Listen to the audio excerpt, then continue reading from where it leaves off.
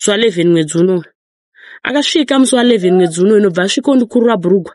Akati nguva yareba shamwari inini ndakusuwa. Ndikati koma muripi nguva yese manga musingandifoneri kukanzi ndaitaura na mama natete vanga vasingakuudzi here. Ndokubva vandikurura bhurugwa ndobva taita zvataita ndobva tapedza. Bhurugwa riya nhauzoruona kubva mupapa. Kukanzi kana ndatora bhurugwa rako bo. Ndikati achiitai zvamafunga ndobva ndanyarara.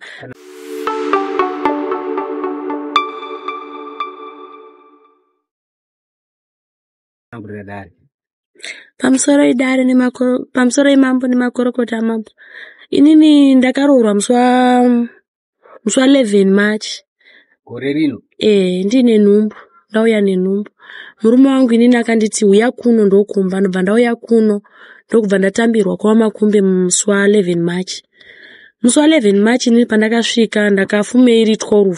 Ndakasvika manheru fumeiri 12. Musi wa 12 makuseni akagadzikwa dare. Kukanzi vakadzi vese 9 vawakauyisa pano vachiinda vachigara 2 weeks. Vanga vakanaka ko uyu akashata wamudirei. Kukanzi mai ndiye wandada. Vakagara naye dare vari vega. Ndobva uya akandudza akati vana mama ndo zvavari kutaura saka ndodi ndikati kana zvirizvo zvavari kutaura chinditengera preparation. Wonipa $50 emergency yatakanyorerwa kuchipatara. Wonipa $25 yekuti ndiende kumusha kwedu. Ukanzi azviti inini ndiri kukuda ndoina newe kumba kwenyu kunoroora. Ndokubva tagara saka vakaramba vachimunetsa. Ndokubva atiza akatiza musi wa 24 April. Ndokubva aenda ndobva ita mwedzi ne13 days asipo. Akazodzoka musi wa 11 mwedzi uno. Akasvika musi wa 11 mwedzi uno inobva asvika ndikurura bhurugwa. Akati nguva yareba shamwari inini ndakusuwa. Ndikati koma muripi nguva yese manga musingandifoneri kukanzi ndaitaura na mama natete vanga vasingakuudzi here. Ndikati vanga vasingatauri kukanzi foni yako yarama. Ndikati handizvizivi. Ndikati mai ndiri kubva kumagraveri chimira nditangi ndanogeza ndakazara majucha kukanzi hazvina basa ndozvandiri kuda. Ndokubva vandikurura bhurugwa ndobva taita zvataita ndobva tapedza. Bhurugwa riya nhauzoruona kubva mupapa. Ndobva ndatanga kubvunza ndikati ko bhurugwa rangu mari isepi ndoda kuruwacha. Kukanzi bhurugwa tarisa pamutariko riri padhuze nepataurira bamunini. Ndokubva ndadaniwa namama kukanzi uya kuno makoti. Ndobva ndaenda kukanzi handikuda mvura kuchibhorani. Dai waitotanga waenda kumvura pano hapana mvura yaive momba mugomo mvura. Kukanzi ndeyazuru. Ndobva ndaenda ndikanochera mvura. Ndikadzoka kukanzi bababhi vatoinda. Ndikati vatoinda kukanzi ndikati vatoinda kukanzi ndobva ndati alright. Ndobva ndabata foni ndobva ndavafona ndikati bhurugwa ramati pamutariko ina handisi kuruona riri pai. Kukanzi bhurugwa tarisa pamutariko mani. Ndikati hapana bhurugwa ndinenge riri pataurira bamunini here. Kukanzi kana ndatora bhurugwa rako bo. Ndikati achiitai zvamafunga ndobva ndanyarara. Ndobva ndaudza mama kuenda mama hakuna zvakadaro akanganisa hake kutaura. Ndikati ndobva ndangonyarara. Ndokubva ndamumirira akadzoka musi weSaturday ipapa. Ameno kwaanga akaenda angouya akaita 1 day. 1 day iro ndo akandibvisa bhurugwa racho ndakashaiwa. Ndokubva ndanyarara pano ndobva ndasiyana nazvo. Ndokubva saka inini pega every a minute pandinongofunga bhurugwa rangu ndinomufonera ndomubvunza ko bhurugwa rangu ndopa akazouya yezvino apa akati pane hama yako iri kundituka iri kuti inini ndinovata namai. Ndikati ko inini zvehama iyoyo iwe wagozoita phone number dzehama yangu inini ndisina phone number dzehama sei.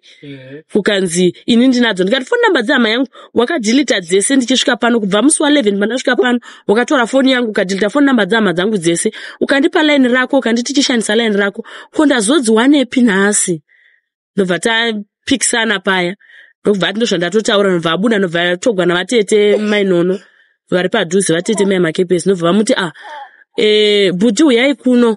Buti tafunga kuti muperekedze mukadzi uyu kumba kwavo. Akwati tafunga kuti muinde nemukadzi uyu munomudzosera kwamakamutora. Vachigwiya kurumidza yamucherere nyari. Tabva paya kuti vari kunditi nini ndidzosegwe kwandakatogwa. Ndikati manje inini hanako akanditora noti nakandifonera ndikakwira bhazi ndega. Akauya akandigamuchira pa10 of Embrace. Kuena mama zvemahuri anouya ega. Munhu ngadzokere kumba kwake sekuuya kwaakaita ndi mama. Ndikati manje inini ndakauya panapa nekuda kwemwana wenyu akaisa pfuti yake akanogara akavhura pfuti yake ngokuti akaona akashata wacho anomushudha anenge achida kuona kuti ashatira chii. Akanaka wacho anomushudha achida kuona kuti anakira chii. Akaremara anomushudha achida kuona kuti aremarira chii. Kana mama izvozvo ina ndina basa nazvo zvandatotaura ndizvo mama wangu akatotiza pamba vadzoka nhasi. vadzoka nhasi makuseni vadzoka pamba tabva pai vatete mai nono vakundifonera kuti mai vangu vakutotiza pamba nekuda kwako chaufambe uende kumba kwenyu ndikati ina handina kwekunanga ndosaka ndakauya kuno kwamambo kuti ndizotamba vatete mai makepesi makumbe sabhuku pano yenyaya pano kayenyu uyu muroora ndo makumba uri muroora wemwana wamai makumbe sabhuku sabu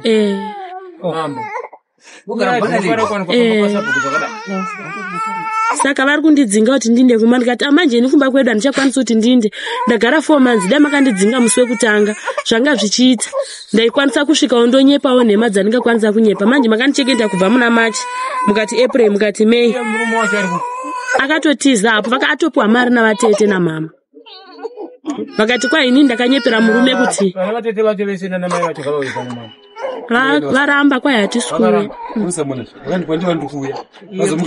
vakati kwa iwo vakavanzira murume kuti uri kumwa mapiritsi edzi ndikati mapiritsi andiri kumwa ina hasi edzi monitendera usimuka ndimatori mapiritsi mapiritsi mapiritsi achona ndeepepi ini ndakaenda kuchipatara kukanzi sinzi baba vasipo tinokupa mapiritsi epepi kuitira mwana newe baba murume wako mukorokoza tizi zvaanoita ndokubva ndapiwa mapiritsi aya ndo andiri kumwa mapiritsi acho akatoenda neni kuchipatara akasvika akarondedzegwa the same sezvandakasvika pama ndichitaura saka akudzigwa zvekuita nana vatete vachina ndo vakamupa mari yotatisa vana vatete vanoziva here kuti unopa mari panotori ne7 months zvototi manje baba vakanzi havapindiri nyaya idzodzo nekuti mwana mukomana hasi wavo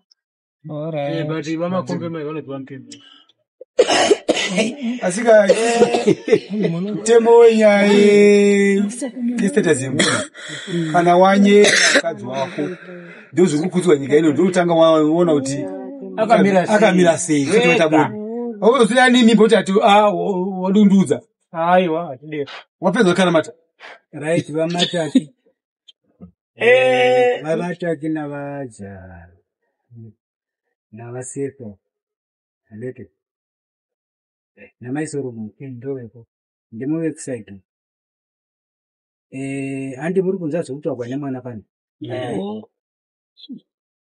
ndiri mumasabhuku anotaurwa atinohwa mumaredhiumu achiita unobari sabhuku apo hurumende yakatarisira pauri kuti ndiwe hurumende pauri ndowakutanga kushina futi ita unobari kwakaibva kudaro saka tiri kuda kuti nemi vamataki navajari navasina amai Solomon chandoda ndokuwa kutoti uyu munhu asiri sabhuku matotsvaka sabhuku nzvimbo iyo anoripirisa munhu akadaro tiri kuirani munhu wasabhuku ukaona kuti wakangasa ndiye aida akatopolisha nyaya iyi yakanaka zvipidhemeti kuti iwe uri benzi remwana muroora uya ugara wakutotanga kutoita umburu usina kunaka saka hatishande navanhu vakadaro saka iyo nyaya yeFriday toda kuti tiwane munhu unotoya naye pambi yevaripuresa munhu ivo vochiinda kuno munhara kwavari kuno tiri kuwirirana apa tapedza navo so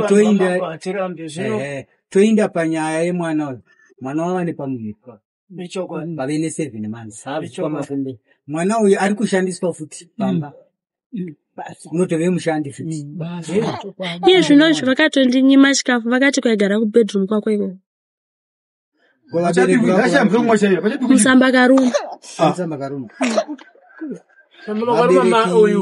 mambo vabereki baba vangu inini chaivo vakashaika ava ndivana bamunini baba kunonzwa sabhuku zvamu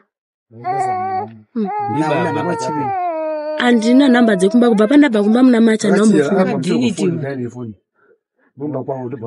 asi manje mambo indoda kuvadzidzisa vana vedu vana inini ndoda kukudzidzisai ne musasema kaudzwa nhema nemurume kuti angakosha kudarika vabereki vako mune problem yekuti mukadana nemunhu wakukosha kudarika vana mai vakakubereka mukaita mwedzi yese singazivi vasingazivi kuti unofanira kurarama sei vakabereka mwana vakakurera vana vedini wakauya sei Ndaishanda mukadoma kumashuma view kwa Betgreen. Saka ndo patakaonana nemurume.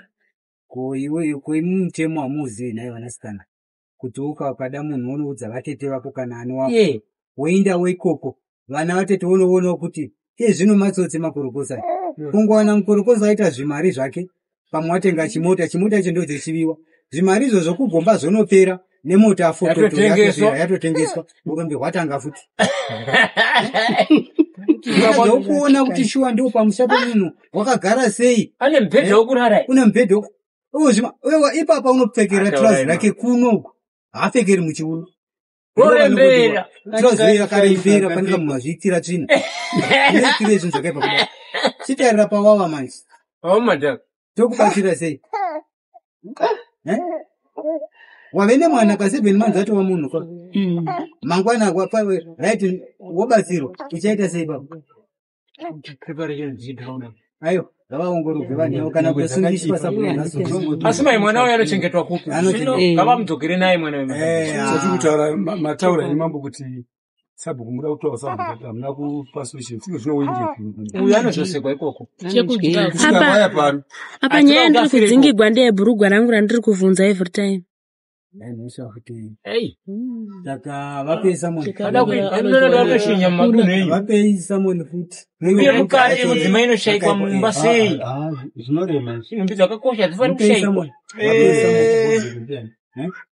vasabhuka atiro adresina udia vese mambo hatirambi hedu matiisa pachipanera handizivi zvazvakadini naye mambo kuti pazotsvakwa mumwe sabhuku matanga papedza nyaya yeuyu kuti uyu oindepi ogara sei odii then isu tozotsvaka sabhuku amataura hatisi kuramba nekuti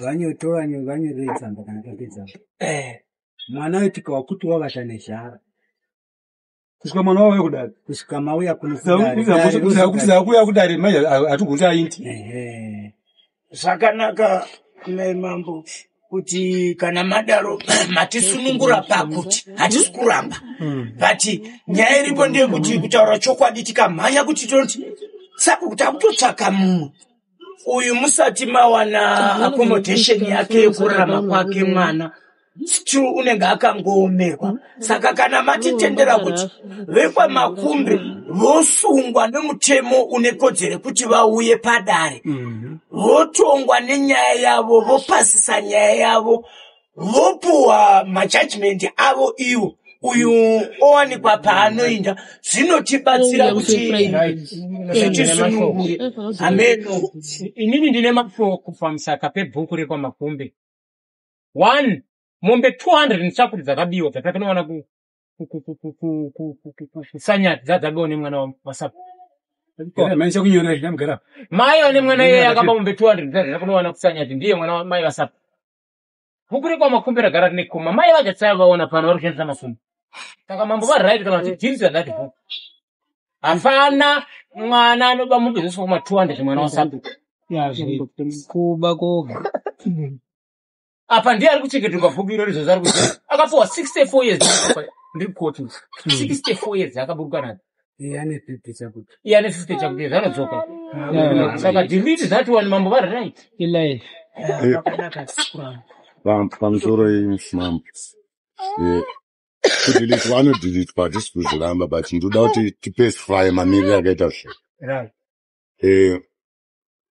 bhuku riri ukokwe haridani makumbe riri kubvana rena izvozvo harizi ramakumbe makumbe mumiririri webhuku remukadzi wake vana makumbe vakapara mhosva handitika ndo vane mukadzi kwavari kumiririra rivari vekwababa mukuru vavo kusanyaka ndo vane mwana uyu ari mukadzi bhuku ndiye ane mwana wekubaba mhosva yasi wamakumbe mwana